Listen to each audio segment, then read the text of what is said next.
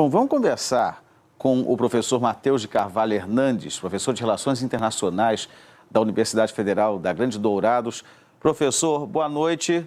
Eu sei que você é especialista em relações internacionais, mas nas relações fora do planeta, vamos dizer assim, como é que elas ficam, essa associação, essa parceria para a operação da Estação Espacial Internacional? Tem que juntar ali, principalmente russos e americanos. E aí, como é que fica isso com toda essa tensão aqui na Terra? Bom, boa noite, Eric. Na verdade, já bom dia. Primeiro, obrigado pelo convite. É sempre um prazer representar a universidade e devolver à sociedade o que a gente conhece e produz aqui. Olha, essa é uma pergunta muito interessante, porque os estados, os países, eles são movidos por interesses. E há áreas, mas isso não significa que não é possível haver cooperação. Especialmente, geralmente, as cooperações, os regimes de cooperação, se iniciam por áreas mais técnicas, por justamente estarem um pouco menos suscetíveis à política. Claro que existiu toda a corrida espacial durante a Guerra Fria, mas, de fato, a gestão, digamos assim, do espaço exige um nível de sofisticação técnica e de tecnologia que somente em parceria é possível operacionalizar essa tecnologia, E não é interesse de nenhum dos estados, seja dos Estados Unidos ou da Rússia, da própria China, que a estação espacial deixe de operar, tendo em vista a importância dela para uma série de tecnologias ligadas à internet, à telefonia, enfim, aos debates sobre o 5G, que tanto agora a gente vê. Então, não me parece que seja do interesse de nenhum dos atores acabar com esse regime de cooperação, tendo em vista a importância que ele tem, inclusive para fins civis. Voltando para questões mais terrenas aqui, nós vimos ao longo dessa terça-feira uma declaração do presidente Volodymyr Zelensky, o presidente ucraniano, falando da possibilidade da Ucrânia entrar na OTAN, que isso praticamente não existe, que não dá para ver a Ucrânia dentro da OTAN. É uma mudança de postura, porque esse era o principal argumento da Rússia para iniciar essa operação militar, essa guerra, que eles chamam de operação militar especial. Não seria o caso de ter admitido isso antes e evitava um conflito? Como é que explicaria isso? Olha, Eric, essa é uma questão realmente muito interessante.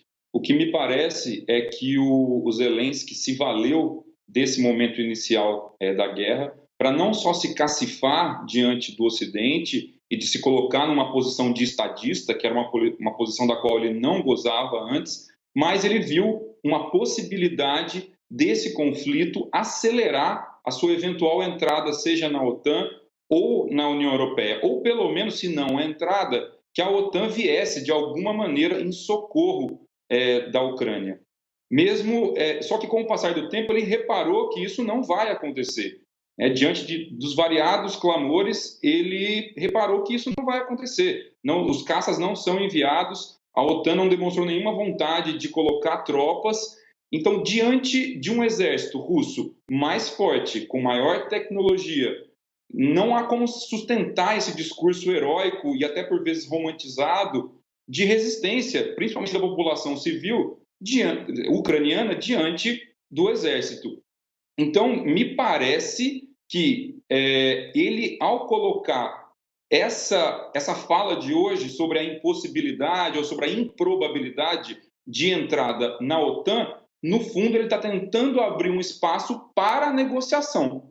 Porque da maneira que se encontra nesse momento, com posições muito antagonistas, as negociações não estão andando. A gente não está conseguindo, muitas vezes, nem corredores humanitários. Então, me parece que, diante das várias demandas que a Rússia apresenta, entre elas a Crimeia, o reconhecimento da Crimeia como território russo, o reconhecimento da independência da região de Donbás, de Luhansk e Donetsk, da rendição, não me parece que, por exemplo, estaria disponível a rendição para o Zelensky como opção possível, porque isso sairia muito ruim para ele internamente. Já a OTAN, já que ela não se mostrou disposta a realmente entrar no conflito, parece plausível ele compreender que ele não vai entrar na OTAN e, por isso, ceder esse ponto e abrir maior margem para negociação, que é a única chance da guerra terminar, especialmente para ele, tendo em vista que a população civil da Ucrânia está sendo morta.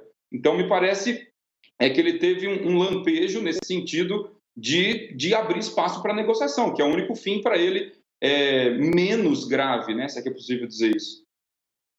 E aí, só para a gente encerrar, com essa mudança, a negociação tende a andar mais rápido agora? Dá para dizer que a guerra estaria se encaminhando para o fim ou é muito cedo para falar isso? Olha, Eric, do ponto de vista assim, pessoal, né, moral, eu gostaria muito de dizer que eu acho que a guerra está caminhando para o fim. Mas do ponto de vista da análise das relações internacionais, eu acho muito cedo. É uma negociação muito complexa, né? Eu já passei pelos 4 pontos. É uma negociação que os pontos são muito antagônicos. Para complicar ainda, tem poucos atores dispostos ou disponíveis também a serem mediadores desse conflito. Talvez a China fosse mas está numa posição muito delicada. A Turquia ensaiou fazer isso. A ONU, infelizmente, não vem se colocando nesse lugar também. Os Estados Unidos e a Europa Ocidental têm um ponto de vista muito claro de antagonismo. Então, acho que se abre, sim, uma possibilidade para negociação. Talvez ela ganhe alguns pequenos passos, mas acho muito cedo ainda para dizer que a guerra está chegando ao fim, infelizmente, Eric. Conversei com o professor Matheus de Carvalho Hernandes. Professor, obrigado pela entrevista e boa noite. Muito obrigado, Eric, pelo convite. Sigo à disposição de você.